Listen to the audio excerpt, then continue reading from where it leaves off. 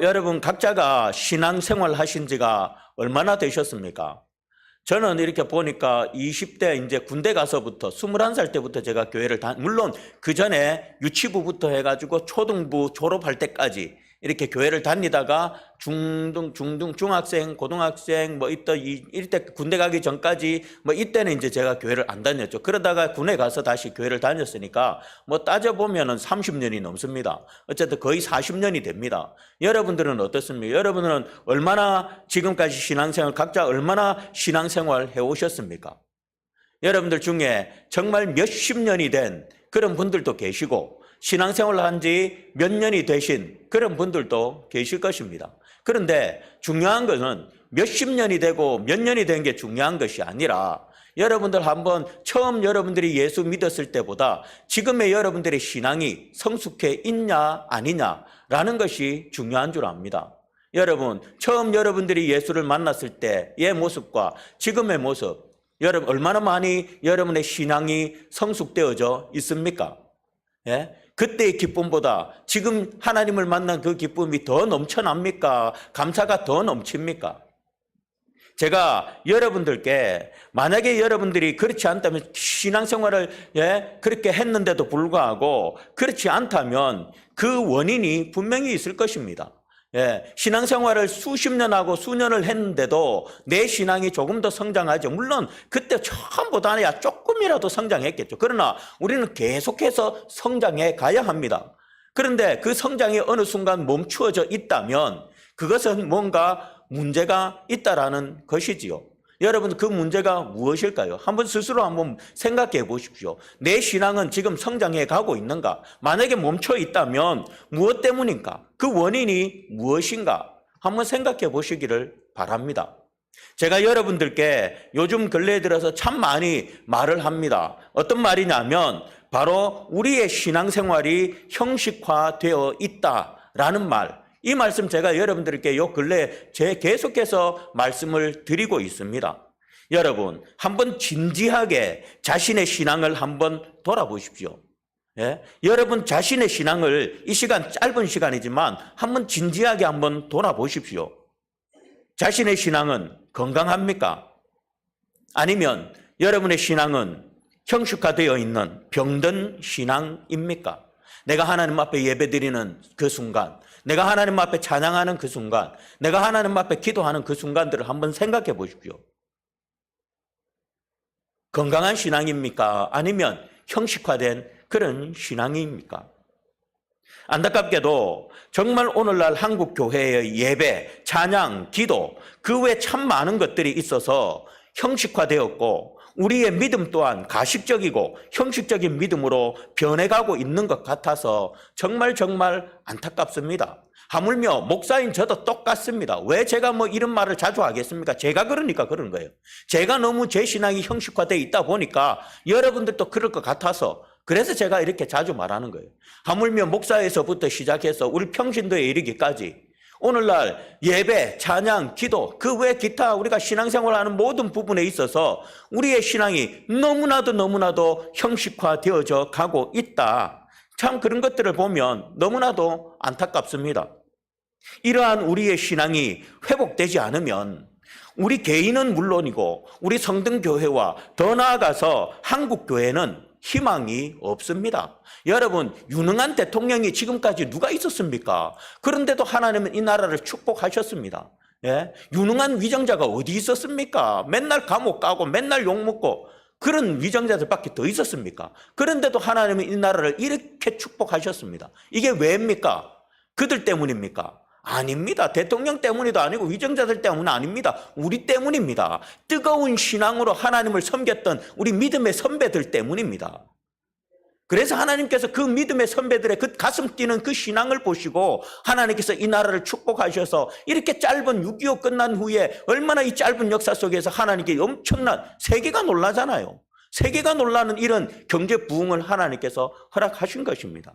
그렇기 때문에 우리가 이것을 회복하지 않으면 내 개인은 물론이고 우리 성등교회도 여러분 한번 보십시오. 우리 성등교회 옛날부터 있었던 분들 한번 보세요. 우리 교회가 한 200~300명 우리 원로 목사님 말로는 부흥할 때가 있었대 했잖아요. 그때와 지금의 모습 한번 보십시오.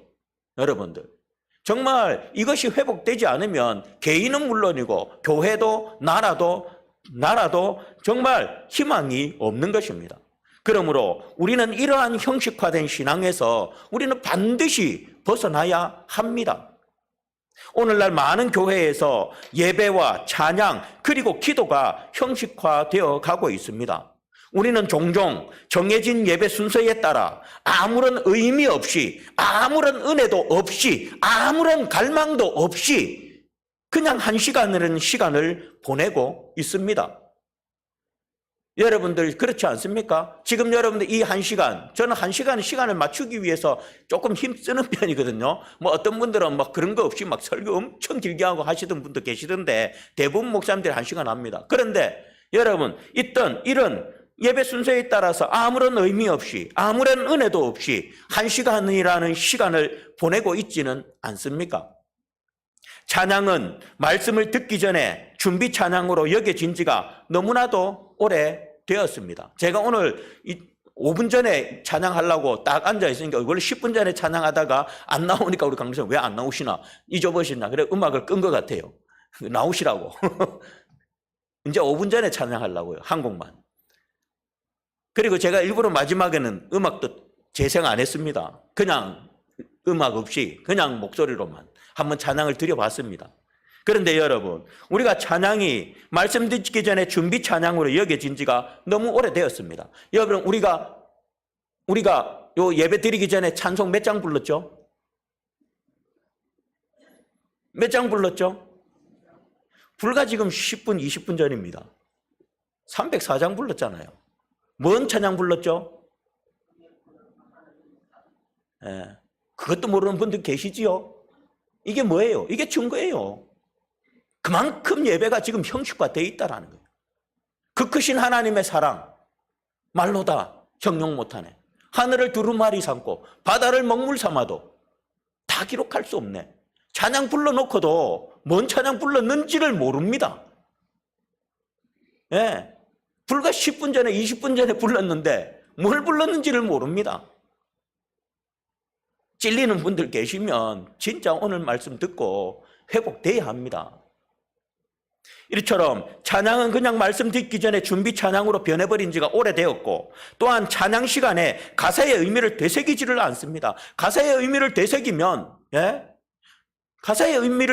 어떻게 우리가 그것을 잊을 수 있겠습니까? 그런데 되새기지를 않습니다. 되새기지도 않고 아무런 생각 없이 그냥 아무런 생각 없이 그냥 찬양 드립니다.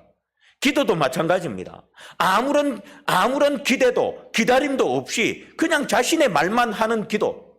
기도는 하나님과의 대화거든요. 그런데 그냥 자기만 하나님 요거 해주세요, 저거 해주세요, 이거 해주세요, 이거 해주세요, 끝. 이렇게 기도하는 분들. 그리고 삶에 문제가 없으면 하나님 앞에 엎드리지도 않고, 문제가 있을 때 그때만 잠깐 나왔다가 그 문제가 있을 때 그걸 계기로 계속해서 기도를 하면 되는데, 아니요. 그 문제가 있을 때만 잠깐 나왔다가 기도하는 기도. 그리고 아무런 의미 없이 잠깐 머리 숙였다가 드는 우리의 기도. 저는 우리 교회 성도들하고 제가 어디 신방이나 우리 권사님들이죠. 갔다가 이렇게 딱 오면 우리 권사님들 의자에 앉아가지고 머리 숙였다가 이렇게 탁 눈 드시거든요. 저는 궁금하더라고요. 무슨 기도 하실까? 하나님 오늘 신방 다녀와서 감사합니다 라고 기도하실까? 아니면 그냥 이게 형식화돼가지고 그냥 습관처럼 돌아가지고는 의자에 앉아가지고 잠시 머리 숙였다가 탁 들까? 왜 제가 이 생각을 했냐면 기도할 시간이 너무 짧은 거예요. 그냥 이래 하니까. 이러니까 그 짧은 시간에 뭔 기도했을까? 궁금한 거예요.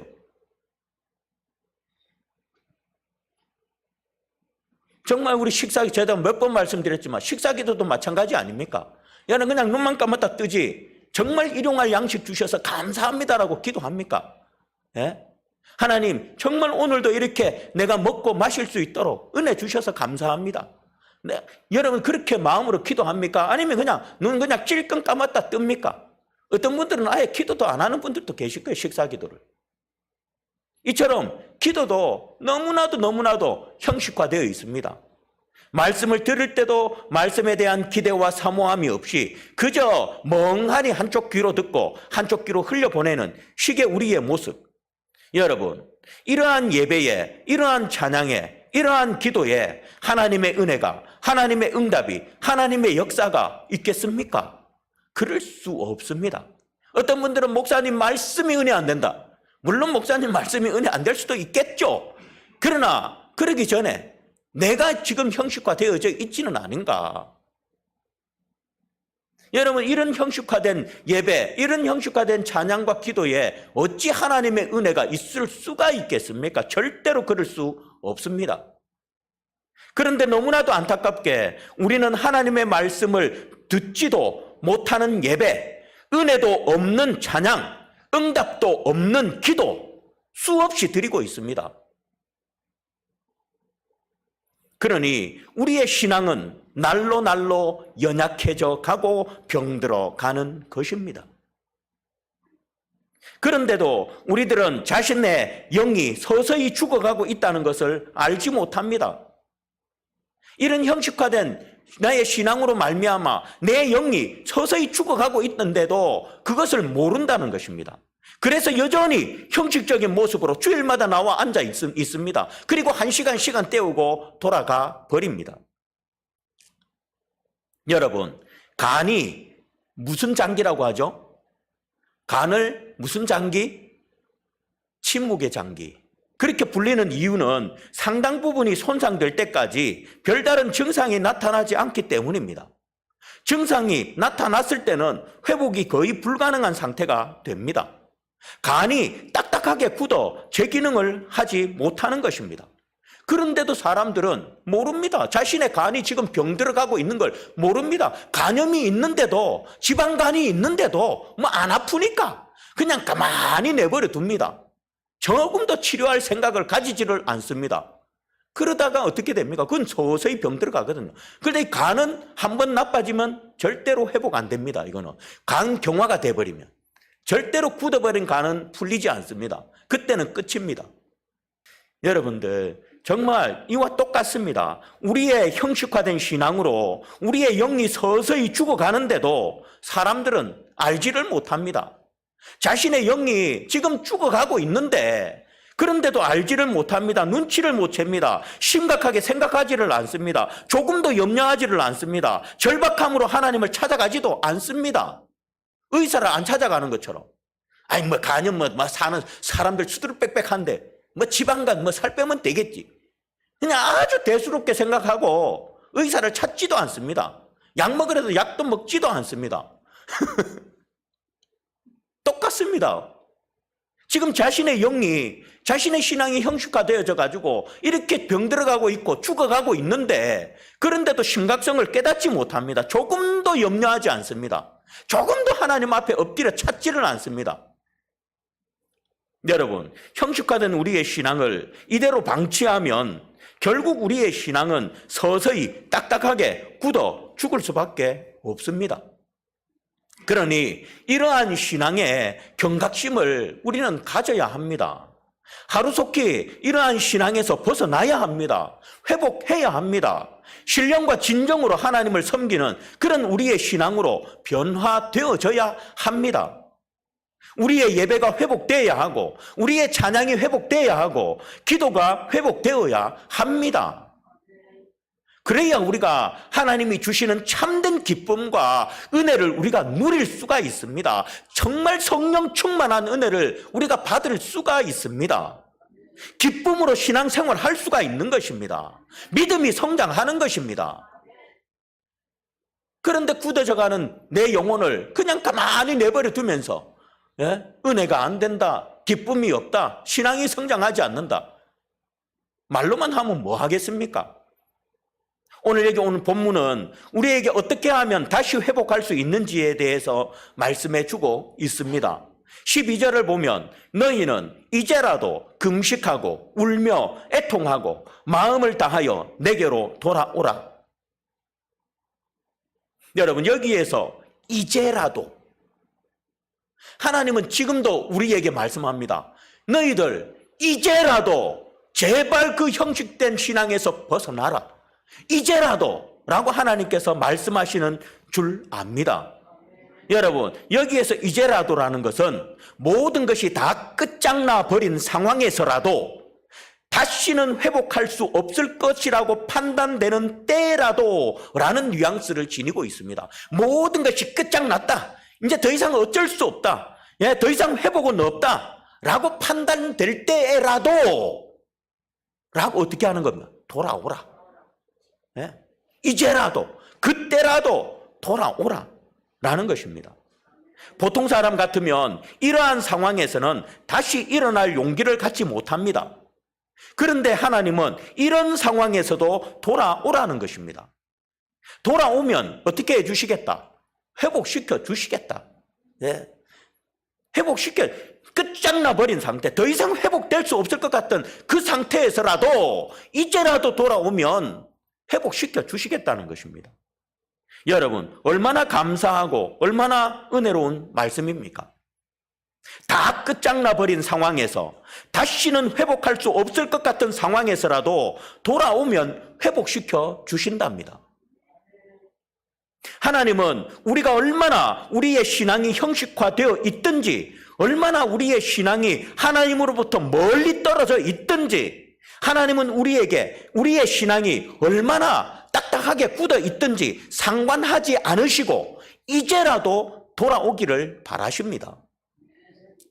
이제라도 돌아오기만 하면 하나님은 다시 그의 신앙을 회복시켜 주시는 것입니다. 그의 신앙이 심장이 뛰듯이, 사람의 심장이 박동이 쿵쿵쿵쿵 하고 다시 살아나듯이 하나님께서 그의 신앙을 다시 살려주시겠다라는 것입니다.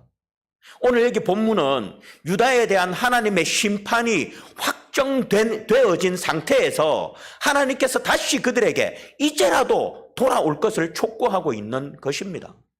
그렇습니다. 비록 하나님의 심판이 확정되었다 할지라도 이제라도 하나님께 돌아오는 자는 회복의 은혜를 입는 것입니다. 십자가에 달린 여러분들 강도를 한번 생각해 보십시오. 그는 결국 자신의 죄로 인해서 십자가형을 받아 십자가에 매달렸지만 이제라도, 즉 그때라도 주님께 나아갔을 때 그는 어떻게 되었습니까? 낙원에 임하는, 천국에 들어가는 축복을 받았습니다. 그때라, 이제 십자가에 달려서 죽기 직전에 이제 어쩔 수 없는 상황이, 이제 회복 불가능한 상황이에요. 그런데 그때 하나님 앞에 예수님 앞에 나아가가지고 결국 그는 낙원에 임하는 축복을 누렸습니다.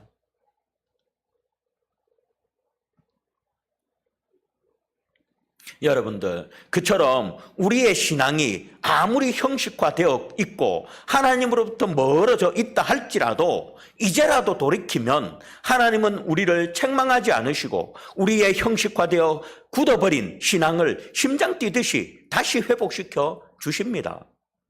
그러니 저와 여러분 정말 이제라도 돌아가십시오. 이제라도 돌아설 수 있기를 바랍니다. 그런데 12절에서 보면 어떻게 하면 돌아갈 수 있느냐? 그거에 대해서도 오늘 본문은 우리에게 말씀해 주고 있습니다. 거기서 보니까 금식하고 울며 애통하고 마음을 다하여 내게 돌아오라 라고 말씀합니다. 여기에서 애통이라는 말은 깊은 슬픔이나 비통함이라는 뜻입니다. 깊이 슬퍼하고 비통해하는 마음, 그것을 애통입니다. 저와 여러분, 우리의 형식화된 모습을 바라보면서 이런 애통이 있습니까? 여러분들 스스로에 굳어져 버린 그 신앙, 형식화되어져 버려서 아무런 은혜도 받아 누리지 못하는 그 신앙을 여러분 스스로가 바라보면서 정말 슬퍼하고 비통해합니까? 이러면 안 되는데, 내가 이러면 안 되는데 왜 내가 자꾸 이러지? 왜 자꾸 이런 식으로 하나님 앞에 예배드리지? 왜 자꾸 이런 식으로 하나님을 찬양하지? 내가 왜 이렇게 기도도 안 하지? 이러면 안 되는데, 여러분, 이런 비통함이 있습니까? 이런 애통함이 있습니까? 바로 이런 애통함을 가질 때 우리는 하나님 앞에 돌아갈 수 있다는 것입니다. 굳어진 나의 신앙, 형식화된 나의 신앙, 그로 인해서 하나의 은혜도 없는 나의 신앙을 바라보면서 정말 비통해하는 마음, 슬퍼하는 마음, 이런 마음을 우리가 가질 때 우리는 하나님께로 다시 돌아갈 수가 있다라고 오늘 말씀하는 것입니다. 여러분, 기쁨도 감사도 은혜도 없는 형식화된 나의 신앙을 보며 우리는 애통해야 합니다. 깊은 슬픔과 비통함을 가져야 합니다. 이러한 애통이 없이 어찌 우리가 돌아갈 수가 있겠습니까? 자신의 처지를 보며 애통하는 자가 돌아갈 수 있고 하나님의 은혜로 회복할 수가 있는 것입니다.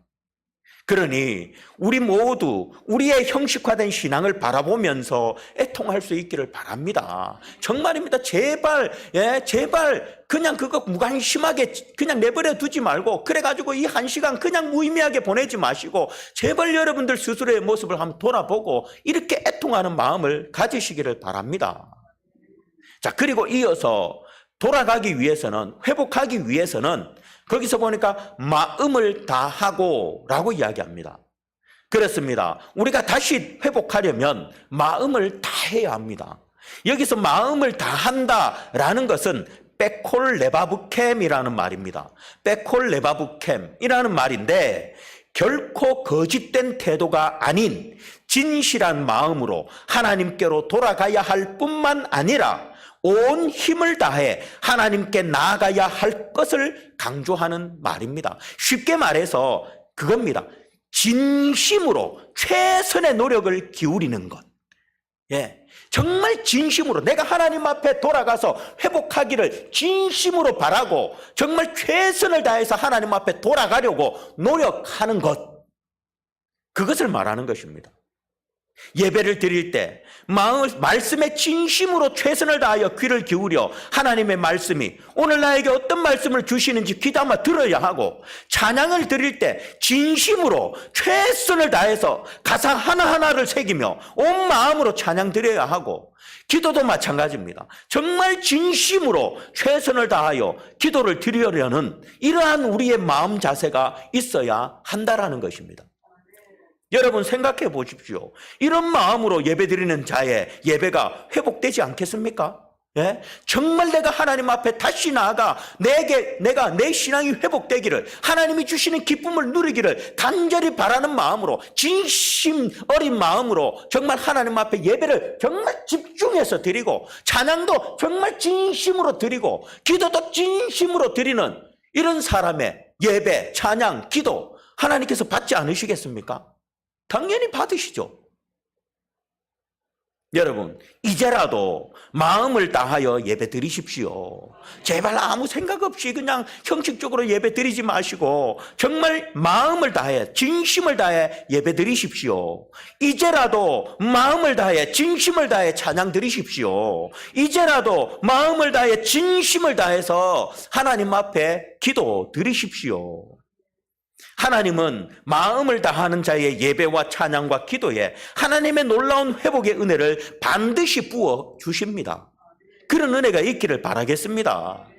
물론 처음에는 힘들겠죠. 그러나 우리는, 제가 오뚜기 이야기 늘 하죠. 오뚜기가 뭡니까? 포기하지 말라는 거예요. 넘어지면 또 일어나고 넘어지면 또 일어나고 절대 포기하지 마세요. 넘어져도 괜찮습니다. 다시 일어나면 됩니다. 다시 일어나서 진심으로 하나님 예배하고 진심으로 찬양하고 진심으로 기도하면 됩니다. 그러니까 넘어져도 괜찮아. 넘어질 수 있는, 저도 넘어지는데요. 아무리 유능한 목사님도 넘어질 거예요. 그러나 다시 일어나서 진심으로 하나님 앞에 나아가면 하나님은 반드시 그를 기뻐하시고 회복의 은혜를 베풀어 주실 줄 믿습니다. 자, 그리고 우리 13절을 보면 너희는 옷을 찢지 말고 뭐를 찢으랍니까? 마음을 찢고 너희 하나님 여호와께로 돌아올지니라. 여러분, 여기서 옷을 찢지 말라는 건 무슨 말일까요? 형식적인 회개하지 말라는 거예요. 그러면 마음을 찢으라는 건? 맞습니다. 여러분, 여기서 옷을 찢는다는 것은 형식적인 회개를 말씀하는 것입니다. 형식적인 회개는 절대로 하나님께로 돌아갈 수가 없습니다. 형식적인 회개는 하나님께서 기뻐하지 않으시고 그러한 기도에 하나님의 용서가 임할 리가 없습니다. 하나님은 옷을 찢는 회개보다 마음을 찢는 회개를 원하십니다. 즉 형식적인 회개보다 마음속 깊은 곳에서부터 나오는 진정한 회개를 하나님은 원하십니다. 마찬가지입니다. 우리의 형식화된 신앙에서 진정 하나님이 기뻐하시는 바른 신앙으로 돌아가기 위해서는 우리의 신앙이 하나님께서 원하시는 신앙에서 벗어났음을 깊이 깨닫고 전 진심으로 뉘우쳐야 합니다. 단순히 나의 영이 형식화되어 굳어 있다고 깨닫는 것을 넘어서 나의 영이 굳어 있는 것에 대한 심각성을 깨닫고 마음속 깊은 곳에서부터 변화를 갈망해야 한다라는 것입니다. 내 간이 지금 병들어 있다. 그런데 남들도 뭐 다 간염이 있고 지방간 있는데 이게 아니라 야, 이대로 두면 이것이 점점 악화돼서 간경화까지 가고 간경화 가면 간암이 오는데 이대로 둬서는 안 되겠다. 이런 경각심, 이런 것들을 가져야 한다는 것입니다. 여러분, 이처럼 마음을 찢을 때 우리는 하나님께로 돌아갈 수 있고 회복의 은혜를 하나님으로부터 받을 수가 있는 것입니다. 그러니 진정 자신의 형식화된 신앙의 심각성을 깨닫고 마음속 내 신앙이 형식화됐구나 그냥 이렇게 깨닫고 끝나는 것이 아니라 정말 그 형식화된 그 신앙이 어떻게 될 것인지를 이대로 내버려 두면 이것 때문에 내가 어떻게 될 것인지를 심각하게 깨닫고 마음속 깊은 곳에서부터 변화를 갈망하는 그런 저와 여러분들이 되시기를 바라겠습니다. 이처럼 애통함으로 마음을 다하여 마음을 찢고 하나님께로 돌아가야 합니다. 자, 여기서 돌아간다라는 것은 가는 길에서 180도 바뀌는 것을 의미합니다. 360도는 제자리잖아요. 그죠? 그래서 180도 완전히 반대로 돌아가야 하는 것을 말합니다. 이렇게 돌아가는 자들에게 하나님은 13절 하반절에서 14절에서 이렇게 말씀합니다. 같이 한번 그는 은혜로우시며부터 읽겠습니다. 시작. 그는 은혜로우시며 자비로우시며 노하기를 더디하시며 인애가 크시사 뜻을 돌이켜 재앙을 내리지 아니하시나니 주께서 혹시 마음과 뜻을 돌이키시고 그 뒤에 복을 내리사 하나님 여호와께 소제와 전제를 드리게 하지 아니하실는지 누가 알겠느냐. 아멘. 여러분, 13절에서는 회개하고 돌아오는 자에게 뜻을 돌이켜 재앙을 내리지 않으시겠다라고 합니다. 이미 그에게 하나님의 재앙이 내려졌다 할지라도 죄인이 그 가운데서 이제라도 회개하고 돌아오면 그를 용서하시고 다시 회복시켜 주신다라는 것입니다. 그렇습니다. 우리가 형식적인 신앙에서 이제라도 돌아가면 하나님은 이미 심판이 내려진 자라 할지라도 용서해 주시는 것처럼 우리의 신앙이 완전히 굳어 죽은 자라 할지라도 하나님은 다시 회복시켜 주신다라는 것입니다. 우리의 신앙이 살아나게 해 주신다라는 것입니다. 그리고 14절에서는 하나님 여호와께 소제와 전제를 드리게 하시겠다라고 합니다. 여러분, 여기에서 소제와 전제를 드리게 하신다는 것은 제사의 회복을 말씀하시는 것입니다. 제사의 회복, 즉 회개하는 자에게 하나님의 저주와 진노를 그치게 할 뿐만 아니라 더 나아가 회개한 자의 삶에 다시 예배의 회복이 임하도록 하겠다라는 것입니다. 그렇습니다. 우리가 이제라도 돌아가면 하나님은 우리의 예배를 다시 회복시켜 주십니다. 우리의 찬양을 다시 회복시켜 주십니다. 우리의 기도를 다시 회복시켜 주십니다. 그래서 예배에 은혜가 있고 감사가 있고 기쁨이 있게 해 주신다라는 것입니다. 그러니 저와 여러분들 정말 2025년 한 해는 제발 지금까지 우리가 살아왔던 그 신앙, 그 형식적인 신앙에서 벗어날 수 있기를 바랍니다. 정말 애통함으로 마음을 다해서 마음을 찢어 하나님 앞으로 돌아가 정말 진정 온전한 살아있는 신앙인, 그런 신앙인으로 변화될 수 있기를 바라겠습니다. 다시 말씀드립니다. 정말 내 영혼이 내 신앙이 지금 그냥 형식적이구나. 이 정도 그냥 깨달아서 안 됩니다. 내 형식적인 이 신앙 이대로 내가 내버려두면 내 신앙 이리다가 병들고 결국은 굳어서 죽게 되는데 이러면 안 된다라는 그런 정말 갈망하는, 예? 이대로 내버려둬서는 안 된다라는 그런 찢는 마음이 있어야 어떻게 해요? 애통함이 있죠. 예? 애통함이죠. 이대로 내버려두면 내 영혼이 죽는다. 이대로 내버려두면 나는 어떻게 하느냐. 그리고 이것 때문에 지금 내가 은혜도 못 받고 예배 나와도 아무런 은혜도 못 받는 이런 나의 모습을 슬퍼할 수 있습니다. 그랬을 때 우리는 어떻게 해요? 마음을 다해서 최선을 다해서 하나님 앞에 예배 드릴 수 있고 기도할 수가 있는 것입니다. 여러분들 정말 2025년 우리 성등계 저를 비롯해서 여러분 모두, 물론 여러분 가운데 형식적으로 예배 드리지 않는 분들도 계실 겁니다. 그러나 오늘 이 말씀 여러분 가운데 형식적으로, 근데 중요한 건 자기가 형식적으로 예배 드리는데도 자기는 모르는 분들이 또 있기는 있거든요. 자기는 예배 잘 드리는 줄 착각하는 분들이 있기는 있어요. 목사가 말을 해도 목사님 무슨 말 합니까? 나는 예배 잘 드리고 있는데 이러는 분들이 있어요. 그러니 어떤 분들이든 간에 오늘 이 말씀 꼭 들으시기 바랍니다. 그래서 정말 여러분들 아무런 은혜도 없는 예배, 감사도 없는 예배, 기쁨도 없는 예배 더 이상 드리지 말고 정말 2025년 한 해에는 정말 우리가 하나님 앞에 예배 드릴 때 감사가 넘치고 찬양 드릴 때 기쁨이 넘치고 기도할 때 응답이 있는 그런 한 해가 되시기를 주님의 이름으로 부탁드리고 축복드리겠습니다. 기도하겠습니다.